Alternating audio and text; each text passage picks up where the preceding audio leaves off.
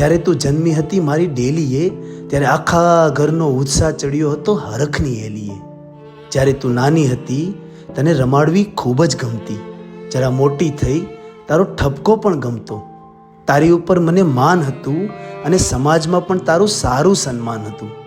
અને તે કહ્યું હતું, બેટા કે દીકરી નથી, હું તમારો દીકરો છું, મને પણ થોડી છૂટ આપો, મારે પણ મારા સપના પૂરા કરવા છે.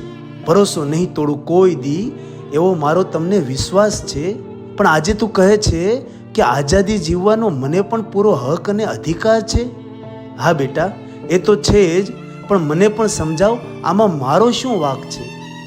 તને ભણાવી ગણાવી અને તારી જીદ પણ પૂરી કરી.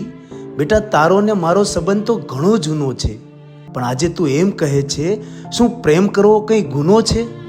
ના દીકરી, કંઈ ગુનો નથી. આજે મેં બેટી બચાવી, પણ ક્યાંક ઉણપ રહી ગઈ મારા ઘડતરમાં, કે આજે તને કોઈ બીજાએ ફસાવી. અને બેટી પઢાવી તો તે તો મારી જિંદગીભરની આબરૂ ધજાગરે ચડાવી.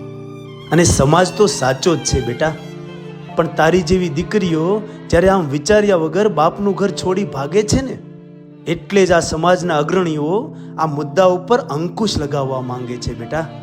બેટા, તું હજી પણ પાછી આવ, મને કોઈ નથી તારી કંઈ રાવ, અને તારા વગર ગમતું નથી સાવ. હજુ પણ પાછી આવ બેટા, હજુ પણ પાછી આવ.